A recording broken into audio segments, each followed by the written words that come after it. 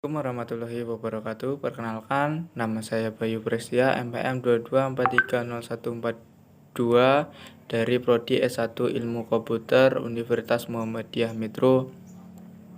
Di sini saya mendapatkan tugas dari Pak Dedi selaku dosen pengampu mata kuliah pemrosesan data terdistribusi, yaitu tugasnya tentang keamanan atau security pada sistem terdistribusi. Apa saja? Mari kita bahas.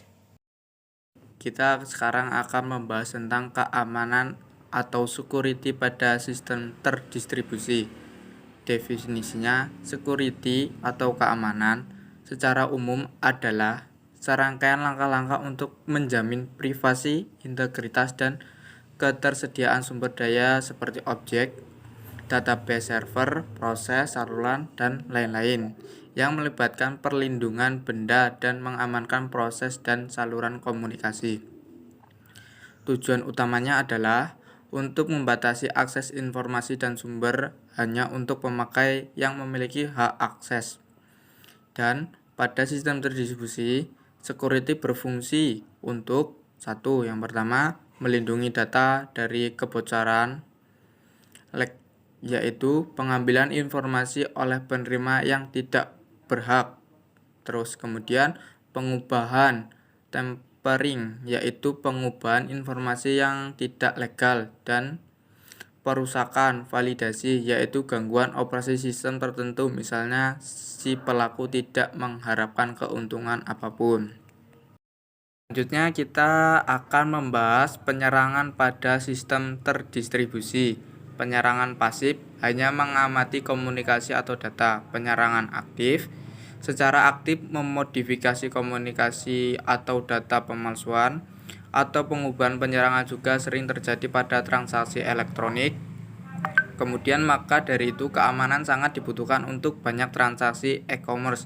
Bank dan transaksi elektronik dapat aman jika dilindungi dengan kebijaksanaan dan mekanisme keamanan. Misalnya pembeli harus dilindungi terhadap penyikapan kode kredit number selama pengiriman dan juga terhadap penjual yang tidak bersedia mengirim barang setelah menerima pembayaran.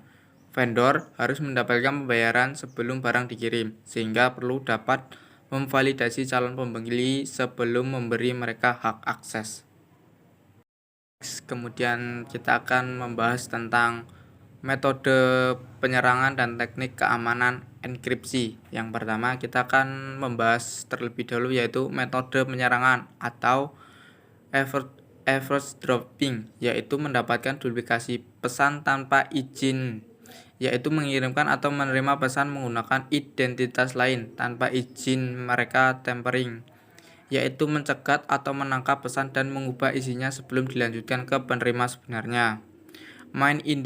Mind in the mix attack adalah bentuk message tampering dengan mencegat pesan pertama pada pertukaran kunci enkripsi pada pembentukan suatu saluran yang aman. Kemudian kita akan melanjutkan pembahasan tentang teknik keamanan enkripsi. Proses pengkodean pesan untuk menyembunyikan isi. Algoritma modern menggunakan kunci key. Kunci kriptografi adalah parameter yang digunakan untuk algoritma enkripsi di mana hasil enkripsi tidak dapat didekripsi jika tanpa kunci yang sesuai. Ada dua tipe algoritma. Enkripsi search key, pengiriman dapat penerima harus berbagi kunci dan tidak diberikan kepada orang lain, publik atau privat. Kemudian key pair, mengirimkan pesan menggunakan public key, kunci yang diduplikasi ke penerima. Untuk mengenkripsi pesan menggunakan private key yang cocok miliknya untuk mendekripsi pesan. Kemudian kita akan membahas tentang kriptografi.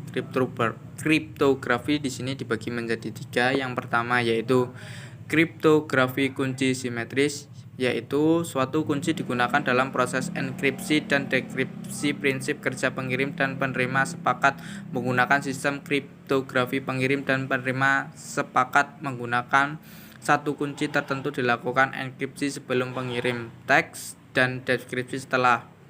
diterima. Keuntungan mekanisme sederhana, kecepatan proses tinggi, kelemahan keamanan kunci, distribusi kunci.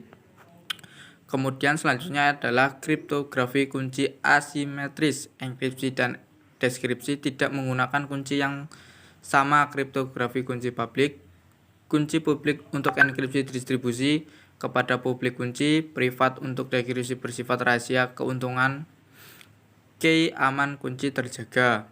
Kemudian yang terakhir yaitu kriptografi hibrid PGM atau Pretty Good Private, menggabungkan keuntungan sistem kriptografi simetris dan asimetris, kunci sesi, kunci privat dan kunci publikasi. Keuntungan distribusi kunci terjaga, keamanannya cukup tinggi karena enkripsi berlapis, kecepatan enkripsi dan dekripsi sangat tinggi. Kemudian kita akan membahas sertifikat digital atau SD. Fungsi sertifikat ini yaitu untuk membuktikan kebenaran suatu komponen sertifikat digital. Kuncinya publikasi informasi. Sertifikat satu atau lebih tanda tangan digital pengguna sertifikat digital SD dikeluarkan oleh otoritas sertifikat CASD, dikirim terenkripsi untuk memastikan keaslian pemilik atau situs web tertentu. Penerima menggunakan kunci publik milik CA untuk mendekripsi kunci publik mengirim dan disertai di SD. Kunci publik pengirim dapat digunakan untuk mendekripsikan pesan yang sebenarnya. Kemudian kita akan membahas tentang perancangan sistem yang aman yang bertujuan mencegah seluruh serangan yang telah diketahui maupun yang akan didatangkan rencana, mengikuti standar yang dokumen valid, melawan ancaman yang audit terhadap kegagalan dan terakreditasi adanya keseimbangan antara biaya terhadap serangan.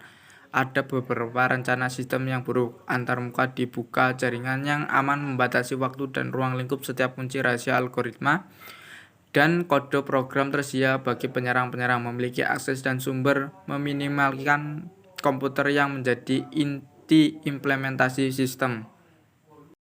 Terima kasih, sekian presentasi dari saya. Bila ada kurang dan lebihnya saya mohon maaf. Saya akhiri, wabillahi taufiq wal hidayah. Wassalamualaikum warahmatullahi wabarakatuh.